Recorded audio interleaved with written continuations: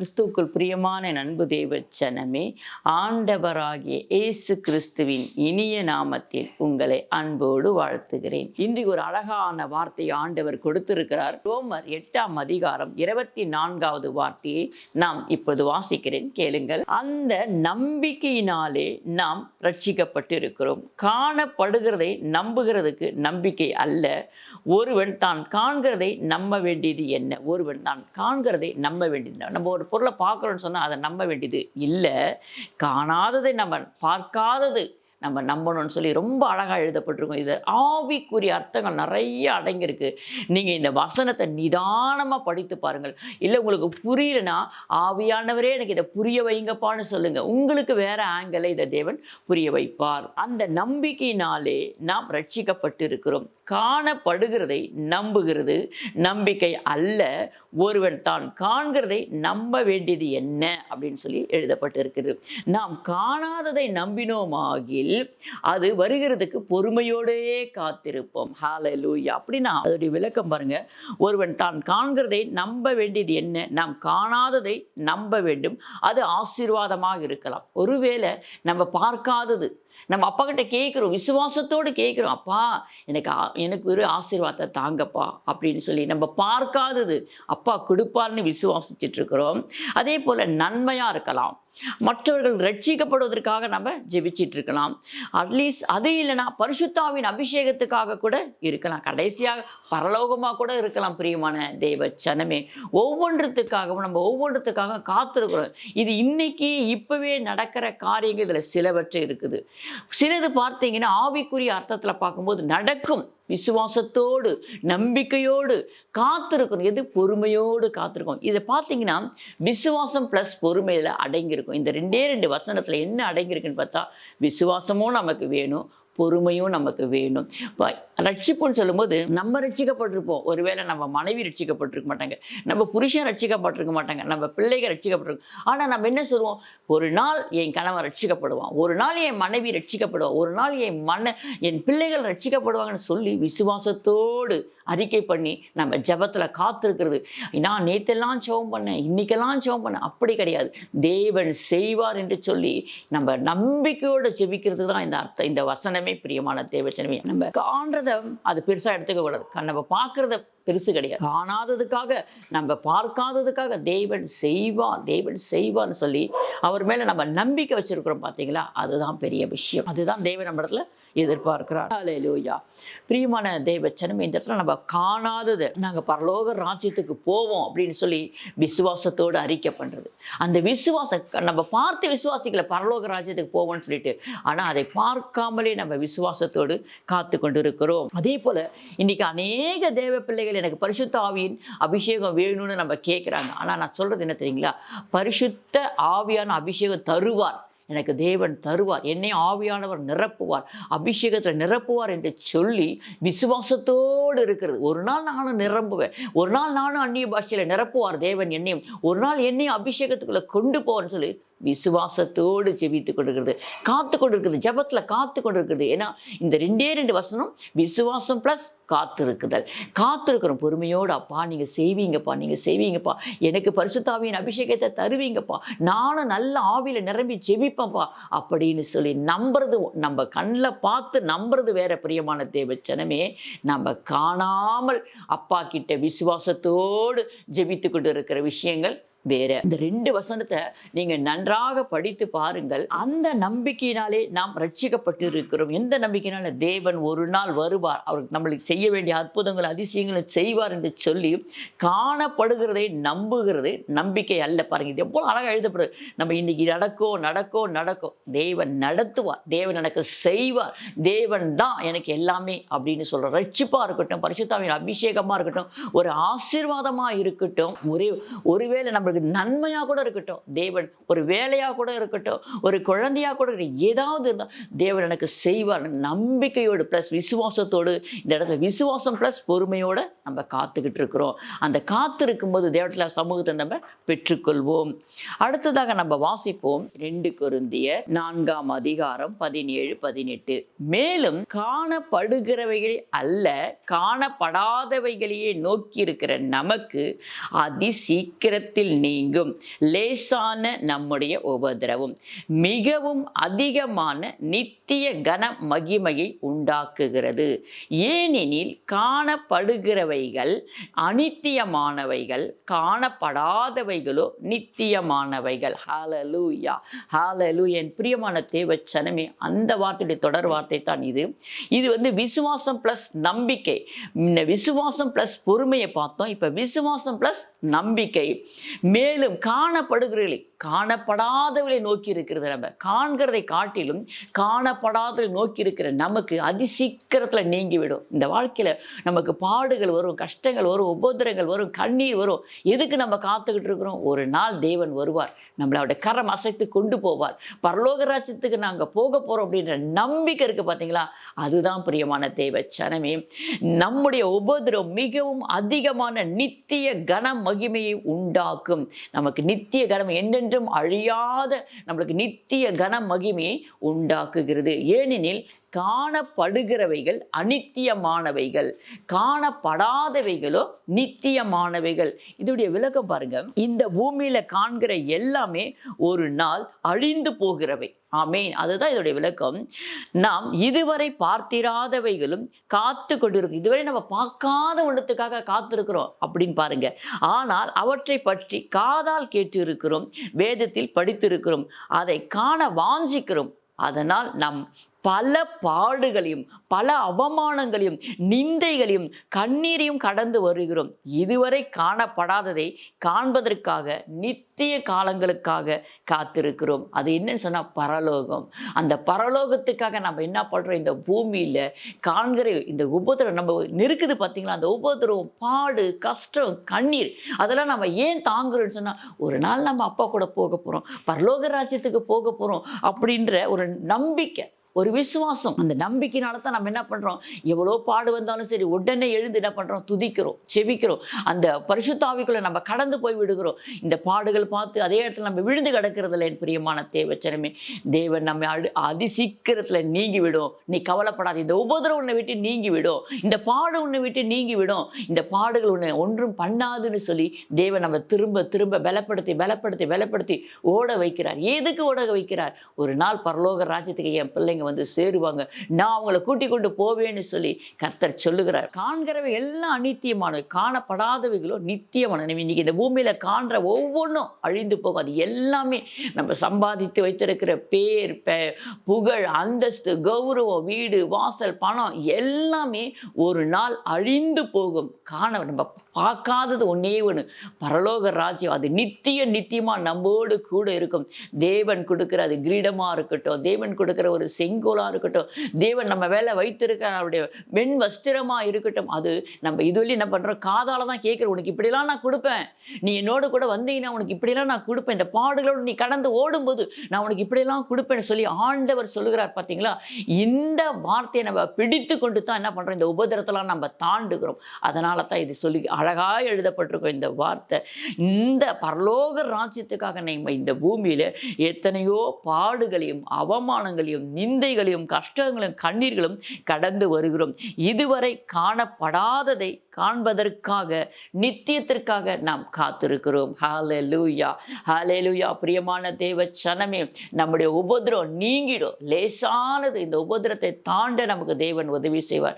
லேசான உபத்திரம். இந்த பரலோக ராஜ்யத்தை நம்ம இழந்து விட வேணாம். இந்த உபத்திரத்தை பார்த்து, இந்த பாடுகளை பார்த்து, இந்த கண்ணீரை பார்த்து, இந்த துன்பத்தை பார்த்து பரலோக ராஜ்யத்தை நம்ம விட்டு விட வேண்டாம். பிரியமான தேவச்சனமே, இந்த பாடுகளோடு கூட நம்ம இருந்தாலும் தேவன் நமக்கு தப்பி செல்ல வழி செய்வார். அதுல நம்ம தாண்டி செல்ல வழி செய்வார். அப்படியாப்பட்ட தேவனை நாம் ஆராதித்து கொண்டிருக்கும்போது உண்மையாக, பரிசுத்தமாக, நீதியாக, நேர்மையாக தேவன் நமக்கு நியமித்திருக்க ஓட்டத்தில் நம்ம பொறுமையோடு ஓடும்போது தேவன் நம்மளை கரம் பிடித்து அழைத்து செல்லுவார். காணப்படாதவைகளோ நித்தியமா இருக்கிற அந்த நித்தியமான நம்ம பரலோக ராஜ்யத்துக்கு போகிறதுக்கு எத்தனையோ தடைகள் வரும். அந்த தடைகளெல்லாம் நம்ம தாண்டி தான் பரலோகத்துக்கு போக முடியும். அதற்குரிய வழி வாசல்கள் என்னென்னு இப்ப நம்ம பார்க்க போகிறோம். யாக்கோப்பு 2:14 முதல், சகோதரரே, ஒருவன் தனக்கு விசுவாசம் உண்டென்று சொல்லியும் கிரிகை இல்லாதவனானால் அவனுக்கு பிரயோஜனம் என்ன? அந்த விசுவாசம் அவனை ரட்சிக்குமோ? ஒரு மனுஷன் இருக்கிறான், அவனுக்கு கிரிகை இல்லை, ஆனால் அவன்கிட்ட நிறைய விசுவாசம் இருக்குது. ஒரு சகோதரனாவது ஒரு சகோதரியாவது வஸ்திரம் இல்லாமல் அனுதின ஆகாரம் இல்லாமல் இருக்கும்போது உங்களில் ஒருவன் அவர்களை நோக்கி, நீங்கள் சமாதானத்தோட போங்கள், குளிர்காய்ந்து பசியாருங்கள் என்று சொல்லி சரீரத்துக்கு வேண்டியவைகளை அவர்களுக்கு கொடாவிட்டால் பிரயோஜனம் என்ன? நம்ம ஒருத்தரை பார்க்குறோம், அவங்களுக்கு ஒரு சாதாரண ஒரு பிச்சைக்காரை பார்க்குறோன்னு வச்சுக்கோங்களேன். ஒரு பிச்சைக்காரரை பார்க்குறோம், ஆண்டவரை பற்றி அவங்களுக்கு சொல்கிறோம். ஆனால் அவங்களுக்கு பசியாகவும் இருக்குது, குளிராகவும் இருக்குது. ஆனால் அதை பற்றி எதுவுமே சொல்ல. ஆண்டவர் நல்லவர், ஆண்டவர் உங்களை காப்பாற்றுவார், ஆண்டவர் உங்களை ஆசீர்வாதிப்பார். சரி, நான் போயிட்டு வரட்டமான்னு சொன்னால் அது ஒரு பிரயோஜனமும் இல்லை. ஆண்டவரை பற்றி நீ சொன்னதே பிரயோஜனம் இல்லைன்னு சொல்லி இந்த இடத்துல எழுதப்பட்டு இருக்கிறது. அப்படியே விசுவாசமும் கிரிகை இல்லாதிருந்தால் தண்ணீர் தானே செத்ததா இருக்கும். ஒருவன், உனக்கு விசுவாசம் உண்டு, எனக்கு கிரிகைகளும் உண்டு, கிரிகையினால் உன் விசுவாசத்தை எனக்கு காண்பி, நான் என் விசுவாசத்தை என் கிரிகையினால் உனக்கு காண்பிப்பேன் என்பானே. ஒரு மனுஷன் இருக்கிறான், உனக்கு உன் விசுவாசத்தை என்கிட்ட காட்டுப்பா, கிரிகை இல்லாமல் உன் விசுவாசத்தை என்கிட்ட காட்டுன்னு சொன்னால் காட்ட முடியுமா? விசுவாசத்தை யாருமே பார்க்க முடியாது. பிரியமான தேவச்சனமே, விசுவாசம் ஒவ்வொரு மனுஷனுக்குள்ளும் தேவன் எந்தெந்த அளவுப்படி வச்சிருக்கிறாரோ அதற்கு மேலே நம்ம விசுவாசி தேவனை நம்ம நோக்கி பார்க்கணும். அந்த விசுவாசம் என்றது வேற, அது நமக்குள்ளவே நம்ம என்ன சொல்லுவாங்க, மூணாவது கண்ணுன்னு கூட சொல்லுவாங்க. அந்த போல விசுவாசம் யாராலும் பார்க்க முடியாது. விசுவாசத்தை எப்படி காட்டணும்னு சொன்னால் கிரிகையில தான் காட்டணுமா. தேவன்கிட்ட நம்ம சொல்லலாம், ஆண்டவரே நான் விசுவாசிக்கிறேன்ப்பா, அப்பா நான் விசுவாசிக்கிறப்பா அப்படின்னு சொல்லலாம். ஏன்னா தேவனை நோக்கி வந்த ஒவ்வொரு ஜனங்க கிட்டையும் ஆண்டவர் கேட்டார், நீ விசுவாசிக்கிறாயா, இந்த அற்புதம் என்னால் செய்ய முடியும்னு நீ விசுவாசிக்கிறாயான்னு கேட்டாரு. அதுக்கு ஆமா ஆண்டவரே நாங்கள் விசுவாசிக்கிறோன்னு சொன்னாங்க. ஆண்டவர் அந்த இடத்துல அற்புதத்தை செய்தார். ஏன்னா ஆண்டவரால் பார்க்க முடியும் விசுவாசத்தை. ஆனால் நம்ம ஒரு மனுஷங்கிட்ட போய் நான் விசுவாசிக்கிறேன்னு சொன்னால் வேலைக்கு ஆகாது. அதை நீ கிரிகையில் காண்பிக்கணும்னு சொல்ற. அப்படி விசுவாசத்தை நீ கிரிகையில் காட்டலன்னு சொன்னால், கிரிகை இல்லாதிருந்தால் தண்ணீர் தானே செத்ததா இருக்குமா? எது? விசுவாசமே செத்ததா இருக்குமா? தொடர்ந்து வாசிக்கிறேன். ஒருவன், உனக்கு விசுவாசம் உண்டு, எனக்கு கிரிகைகளும் உண்டு, கிரிகையின் அல்லாமல் உன் விசுவாசத்தை எனக்கு காண்பி, நான் என் விசுவாசத்தை என் கிரிகையினாலே உனக்கு காண்பிப்பேன் என்பானே. அப்படி அவன் சொல்லும் பொழுது, தேவன் ஒருவர் உண்டென்று விசுவாசிக்கிறாய், அப்படி செய்கிறது நல்லதுதான், பிசாசுகளும் விசுவாசித்து நடுங்குகின்றன. பிசாசுகளும் விசுவாசித்து நடுங்குகிறதுனால தான் ஆண்டவர் எந்த இடத்துல போய் பிசாசுகளை துரத்தும் போதும், தேவகுமாரன் இங்கேயும் வந்துட்டீங்களா, என்னை கெடுக்க இங்கே வந்துட்டீங்களா அப்படின்னு சொல்லி அதுக்கு சத்தமிடுது. அவர் தேவனுடைய குமாரன் என்று அதுங்களுக்கு நல்லா தெரியுது. அதனால தான் சத்தம். ஆண்டவர் சொன்னா அமைதியா வாயை மூடிட்டு போ அப்படின்றார். அது உடனே போய் விடுகிறது. அது போல தான் அதுங்களே விசுவாசிக்குது, இவர் தான் தேவனுடைய குமாரன், இவர் தான் தேவன் என்று சொல்லி அதுங்க விசுவாசிக்குது. அப்ப நம்ம விசுவாசம் பிளஸ் கிரிகையில காட்ட வேண்டும் என்று தேவன் இந்த இடத்துல சொல்லப்பட்டிருக்கிறது. விசுவாசத்தை எல்லாரும் விசுவாசிக்கலாம், தேவன்றவங்க எல்லாருமே விசுவாசிக்கலாம். ஆனா அந்த விசுவாசத்தை முன்பு வசனத்தோடு நம்ம தியானித்து பார்க்கும் பொழுது கிரிகையோடு இருந்தால் தான் பரலோக ராஜ்யத்துக்கு நம்மளால போக முடியும். வெறும் விசுவாசம் மாத்திரம் இருந்தால் பரலோக ராஜ்யத்துக்கு போயிட முடியாது. அநேக பேருக்கு தேவன் அற்புதங்களை செய்திருக்கிறார், அத்தனை பேரும் பரலோக ராஜ்யத்துக்கு வருவாங்கன்னு சொல்ல முடியாது. பரலோக ராஜ்யத்துக்கு போக வேண்டும் என்பதற்கு அநேக இடத்துல வேதத்துல எழுதப்பட்டிருக்க வார்த்தை இருக்குது. இவர்கள் தான் பரலோக ராஜ்யத்துக்கு போக முடியும் என்று தெளிவான வசனங்கள் இருக்கிறது. என் பிரியமான தேவஜனமே, அப்படி இருக்கும் பொழுது விசுவாசமும் நமக்கு வேணும், அதை கிரிகையிலும் காண்பிக்க வேண்டும் என்று இந்த இடத்துல நம்ம பார்த்து கொண்டு இருக்கிறோம். வீணான மனுஷனே, கிரிகை இல்லாத விசுவாசம் செத்ததென்று நீ அறிய வேண்டுமோ. அதுக்கு ஒரு எடுத்துக்காட்டு இந்த இடத்துல சொல்லியிருக்காங்க பாருங்க. நம்முடைய பிதாவாகிய ஆபிரகாம் தன் குமாரன் ஈசாக்கை பலிபீடத்தின் மேல் செலுத்தின போது கிரிகினால் அல்லவோ நீதிமானாக்கப்பட்டார். அப்போ அவர் எப்படி அந்த இடத்துல ஆபிரகாம் என்ன பண்ணாரு? ஆண்டவரே நாங்கள் விசுவாசிக்கிறேன் தான் சொல்லிக்கிட்டு வந்துக்கிட்டே இருக்கிற ஆரம்பத்துல இருந்து. என்னைக்கு ஆண்டவர் இந்த இடத்த விட்டு நான் காண்பிக்கிற தேசத்துக்கு போகணும்னு சொன்னாரோ அப்போ இருந்து அவர் விசுவாசிச்சுட்டு தான் இருந்தார். அப்படி தேவனை விசுவாசிக்கலாம், அவர் அவங்க அப்பா கூடவே இருந்திருக்கலாம். ஆண்டவர் சொன்ன உடனே அவர் கீழ்ப்படிந்து வருகிறார். அந்த காலத்தில் பைபிள் கிடையாது, நல்ல நல்ல பாட்டு புத்தகம் கிடையாது, ஆர்த்தி தேற்றத்துக்கு ஒரு சர்ச்சு கிடையாது. ஆனால் இன்னைக்கு எல்லாமே இருக்குது. நம்ம பயப்படுறோம், ஆண்டவர் சொன்னாரா சொல்லலையான்னு புரியாமல். ஆனால் அப்போ பாருங்க, ஆண்டவர் சொல்கிறார், ஆபிரகாம் 100 வயசில் ஒரு குழந்தைய கொடுத்து நீ இந்த குழந்தைய போய் பலி செலுத்துன்னு சொன்ன உடனே கீழ்ப்படிக்கிறார். இதான் கிரிகை. விசுவாசமும் கிரிகையும் நடக்கிற இடம் இதுதான். ஆண்டவர் சொன்னால் ஆண்டவர் ஆபிரகாம் விசுவாசித்தாரு. முதல் படி. ஆண்டவர் குழந்தைய கொடுத்து முடிச்சிட்ட பின்னாடி அந்த குழந்தைய எனக்கு பலி செலுத்துன்னு சொல்றாரு. அந்த இடத்துக்கு போய் ஆண்டவர் குறித்திருக்கிற இடத்துக்கு ஆபிரகாம் தேடி போய் தன் பிள்ளையை பலி செலுத்துறதுக்கு போறாரு. இதுதான் ஆண்டவரே, நான் அவனை முழுசா விசுவாசிக்கிறேன், அதே போல என் கிரிகையில் அவனுக்கு காண்பிக்கிறேன் என்று சொல்றதுக்கு அர்த்தம் இதுதான் பிரியமான தேவச்சனமே.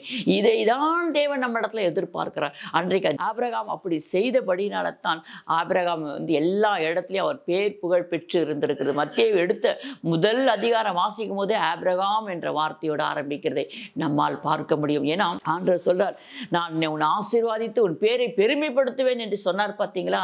எல்லா இடத்துல ஆபிரகாம் குமாரத்தியே, இவள் ஆபிரகாம் குமாரத்தி அல்லவா என்று சொல்லி வேதத்தில் எழுதப்பட்டிருக்கும். அநேக இடத்துல ஆபிரகாமுடைய பேர் ஆண்டவர் எழுதி வைத்திருக்கிறார். பிரியமான தேவஜனமே, ஆண்டவர் சொன்னதை நிறைவேற்ற வேண்டும் என்று சொன்னால் நாமும் சிலவற்றை செய்ய வேண்டும். நம்ம என்ன சொல்றோம், வேலை கிடைச்சிச்சிங்களா, இல்லை நீங்கள் வீடு கட்டி முடிச்சிட்டிங்களா அப்படின்னு சொன்னால், நான் விசுவாசிக்கிறேங்க, இன்னும் நடக்கலைங்க. விசுவாசம் மாத்திரம் ஆண்டவருக்கு போதாது, அதை கிரிகையில தேவன் எதிர்பார்க்கிறார். என் பிரியமான தேவஜனமே, ஆபிரகாம் எப்படி இந்த இடத்துல ஆண்டவர் விசுவாசிச்சார், அதே சமயத்தில் ஆண்டவரே நான் என் முழு அன்பை உங்க கூட தான்ப்பா நேசிக்கிறேன் அப்படின்னு சொல்லி காண்பிப்பதற்காக தன் குமாரனையே பலி செலுத்த போனார். இதுதான் விசுவாசம் பிளஸ் கிரிகை. பிரியமான தேவஜனமே, அப்படித்தான் இன்னைக்கு நம்ம ஒன்று ஆண்டுகிட்ட இருந்து கேட்கிறோம்னு சொன்னா அதிலிருந்து தேவனுக்கு என்ன தர முடியும் அப்படின்னு நம்ம பார்க்கணும். இது ரொம்ப ஆவிக்குரிய விஷயம். எல்லாவற்றையுமே லேசாக எடுத்துக்கொள்ள முடியாது. வேதத்தில் அநேக வார்த்தைகள் இருக்கு. எல்லாம் அற்புதம் பெற்றுக்கொண்டவங்க, அதிசயம் பெற்றுக்கொண்டவங்க பரலோக ராஜ்யத்துக்கு போகலான்னு நினைக்க முடியாது. ஆண்டு சொல்லியிருக்கிற, ஆண்டவரே நாமத்தினால தானே நாங்கள் பேய்களெல்லாம் ஓட்டணும், பிசாசையெல்லாம் துரத்தணும்னு சொன்னா உன்னை நான் அறியேன்னு சொல்லிடுவார். ஏன்னா அவர் கிரிகையை பார்த்து கொண்டிருக்கிறார், நம்பிக்கையை பார்த்து கொண்டு இருக்கிறார், பொறுமையாக இவங்க காத்திருக்கிறாங்களான்னு பார்த்து கொண்டு இருக்கிறார். பிரியமான தேவச்சனமே, நம் வேறொரு வேத பகுதியை வாசிப்போம். 1 கொரிந்தியர் 13ஆம் அதிகாரம் முதல் வார்த்தையை வாசிக்கிறேன், கேளுங்க. நான் மனுஷர் பாஷைகளையும் தூதர் பாஷைகளையும் பேசினாலும் அன்பு எனக்கிராவிட்டால் சத்தமிடுகிற வெண்கலம் போலவும் ஓசையிடுகிற கைத்தாளம் போலவும் இருப்பேன். இது விசுவாசம் பிளஸ் அன்பு. ஹல்லேலூயா. நான் மனுஷர் பாஷை இல்லை, தூதர் பாஷையெல்லாம் பேசினாலும் அன்பு எனக்கிராவிட்டால், தேவன் இந்த இடத்துல என்ன எதிர்பார்க்கிறாரு? அன்பு. போன வசனத்துல கிரிகையில, விசுவாசத்தையே கிரிகையில நான் பார்க்கணும்னு சொன்னார். இந்த இடத்துல என்ன சொல்றாரு பாருங்க, அன்பு நான் எதிர்பார்க்கிறேன், விசுவாசத்தோடு கூடிய அன்பை நான் எதிர்பார்க்கிறேன் அப்படின்னு சொல்றாரு. அன்பு எனக்கிராவிட்டால் சத்தமிடுகிற வெண்கலம் போலவும் ஓசையிடுகிற கைத்தாளம் போல இருக்குமா நம்முடைய ஜெபம். நம்ம ஒரு மனுஷங்கிட்ட நம்ம அன்பை காட்டுறோம், தேவனிடத்துல அன்பை காட்டுறோம், தேவனை நம்ம நேசிக்கிறோம், அதை மற்ற இடத்துல காட்டணும். அதுதான் தேவன் எதிர்பார்க்கிறார். கிரிகையில பார்க்கணும்னு சொல்லும் போது நம்ம அதை ஆண்டவர்கிட்ட எப்படி, ஆண்டவரே நான் உங்களை நேசிக்கிறேன் ஏசப்பா, ஆண்டவரே நான் உங்களை அன்பு செலுத்துறேன் ஏசப்பா அப்படின்னு சொல்றோம், அந்நிய பாஷை பேசுறோம், துதிக்கிறோம், குதிக்கிறோம், எல்லாம் செய்யறோம். ஆனா அதை நம்ம கிரிகையில காட்டுறோமா ஆண்டு சொல்ல, இல்லாட்டினா வெண்கல ஓசை போல இருக்குமா. பெரிய அந்த வெண்கலம், அந்த ஸ்கூல்லலாம் பெல் அடிக்க வைக்கிட்டா அது வெண்கலத்தில் தான் இருக்கும். அடித்தா ஒரு டக்குன்னு ஒரு சவுண்ட் அடித்தா எல்லா இடத்துக்கும் கேட்கும். அதுபோல் அந்த வெண்கல ஓசையை போல இருக்குது. எது? நம்முடைய ஜெபம், நம்முடைய அன்பு. அங்கே சரியா நம்ம ஜெபிக்காம, ஆண்டவர்கிட்ட சரியா அன்பு செலுத்தாம நம்ம எப்படி கண்டு பக்கத்தில் எதிர்க்க இருக்கிற ஜனங்களையே நம்ம விசுவாசிக்கல, தூரம் இருக்கிற தேவனை நம்ம எப்படி விசுவாசம், எப்படி இடத்துல அன்பு செலுத்துவோம் நம்ம? ஆனால் நான் செலுத்துவேன்ப்பா அப்படின்னு சொன்னால் அது ஆகாது. உன் பக்கத்தில் இருக்கிறவங்களே நீ அன்பு செலுத்தலை, தூரம் இருக்கிறதுல எப்படி நீ அன்பு செலுத்துவே அப்படின்னு சொல்லி ஆண்டவர் கேட்குறார். அப்படி இல்லைன்னா அவனுடைய ஜெபம் எப்படி இருக்குன்னு சொன்னால் கைத்தால ஓசை போல இருக்கான். நம்ம கை தட்டினா ஒரு சவுண்டு வருது பார்த்தீங்களா, அது போல இருக்கான் நம்முடைய ஜெபம். அதில் அன்பு இல்லைன்னா ஒன்றுமே இல்லை. அயோக்கியமானதை செய்யாது, தற்பொழிவு நாடாது, சினம் அடையாது, தீங்கு நினையாது, அநியாயத்தில் சந்தோஷப்படாமல் சத்தியத்தில் சந்தோஷப்படும், சகலத்தையும் தாங்கும், சகலத்தையும் விசுவாசிக்கும், சகலத்தையும் நம்பும், சகலத்தையும் சகிக்கும். அன்பு ஒரு காலம் ஒழியாது. தீர்க்க தரிசனங்கள் ஒழிந்து போகும், அந்நிய பாஷை கூட ஒழிந்து போகும், அறிவு கூட ஒழிந்து போயிடும். நம்முடைய அறிவு குறைவுள்ளது, நாம் தீர்க்க தரிசனம் சொல்லுதும் குறைவுள்ளது. ஆனால் அன்பு பெருசு பெருசு பெருசு.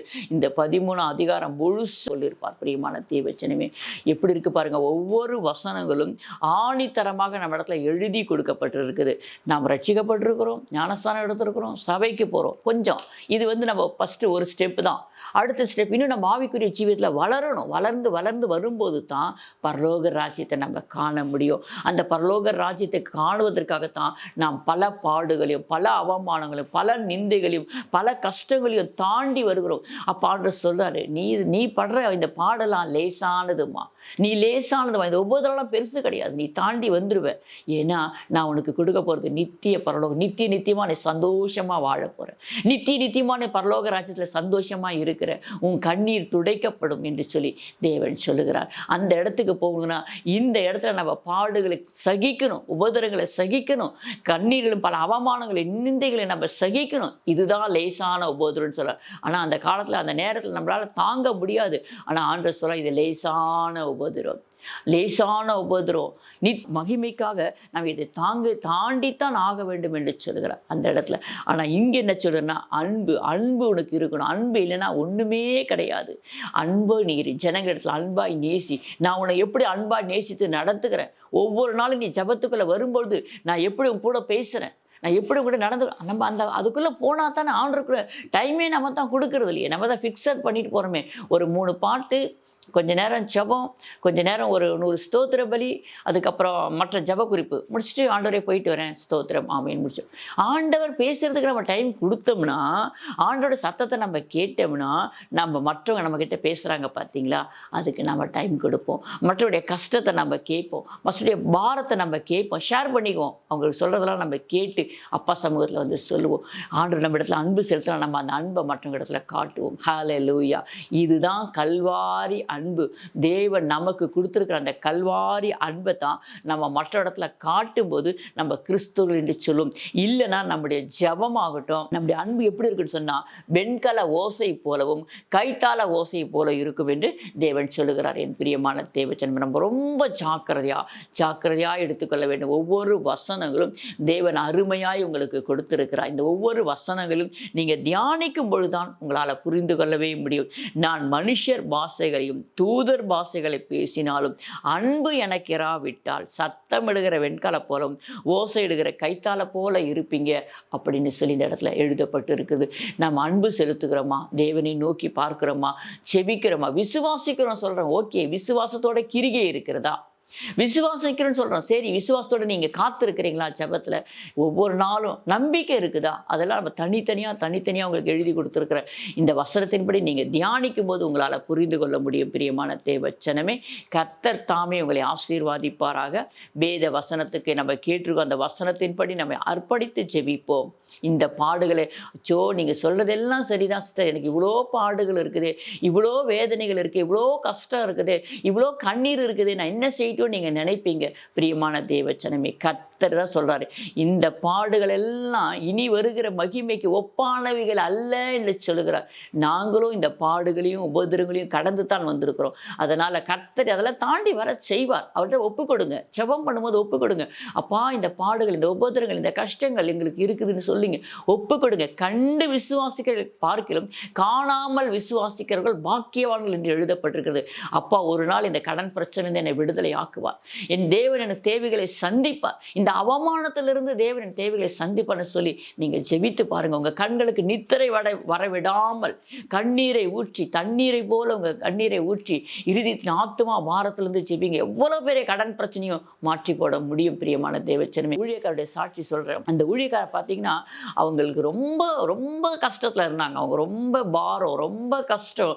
அதாவது அன்றைக்கு என்ன இருக்குதோ அவங்க அதை சாப்பிட்டு இருப்பாங்க. ஆனா அவங்களுக்குள்ள விசுவாசம் ரொம்ப பெருசாக இருந்தது.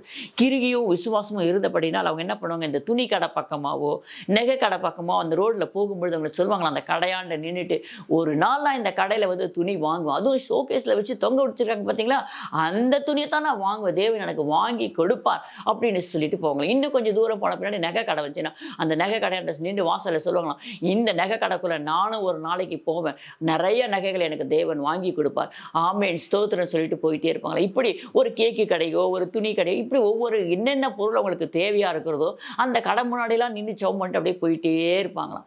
ஆண்டவர் அவங்களை கொஞ்சம் கொஞ்சமாக உயர்த்த ஆரம்பித்தார், ஆசீர்வாதிக்க ஆரம்பித்தார்.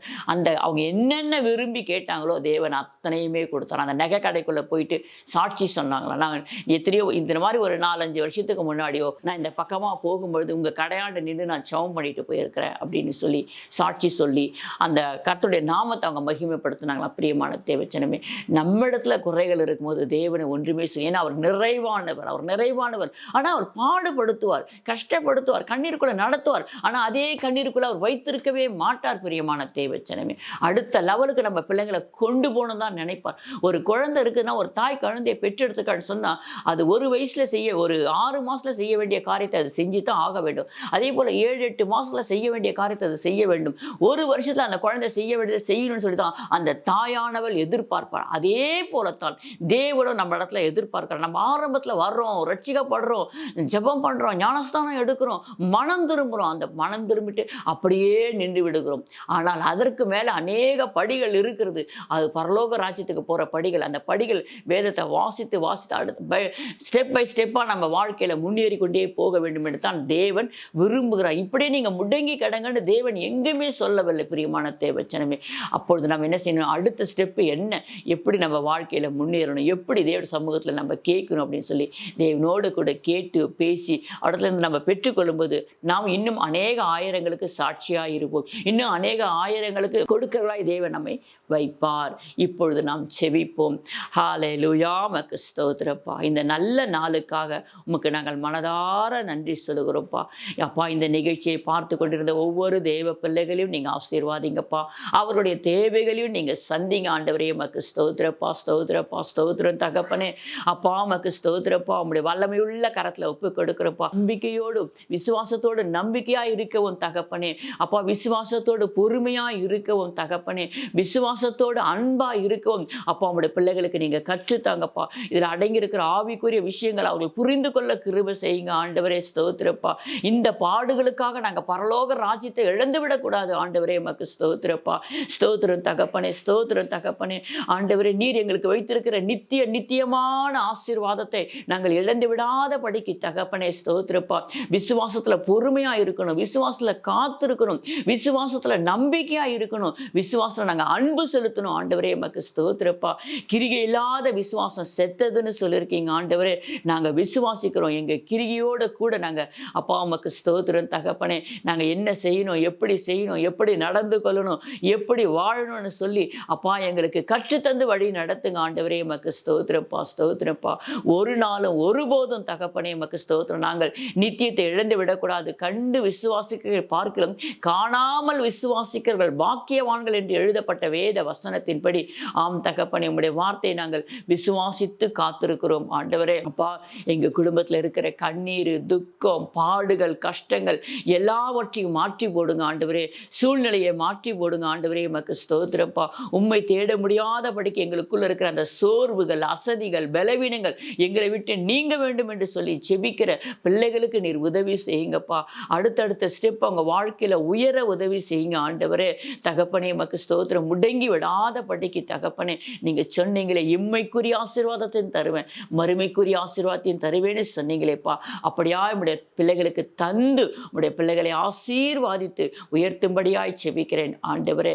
நீங்கள் இப்பொழுது இருப்பதை பார்க்கிறோம் 1000 மடங்குக்கு அதிகமாய் உங்கள் பிதாக்களின் தேவனாகிய கர்த்தர் உங்களை சொல்லியபடியே ஆசீர்வாதிப்பார் என்ற வேத வசனத்தின்படி 1000 மடங்கான ஆசீர்வாதத்தை உன் பிள்ளைகளுக்கு தந்து வழி நடத்தும்படியாய் செபிக்கிறேன் ஆண்டவரே. நீங்க பொறுப்பெடுத்துக் கொண்டு பலப்படுத்தி பாதுகாத்து வழி நடத்துங்க. இயேசு கிறிஸ்துவின் இன்ப நாமத்தினால செபிக்கிறோம் ஜீவன நல்ல பிதாவே. ஆமென்.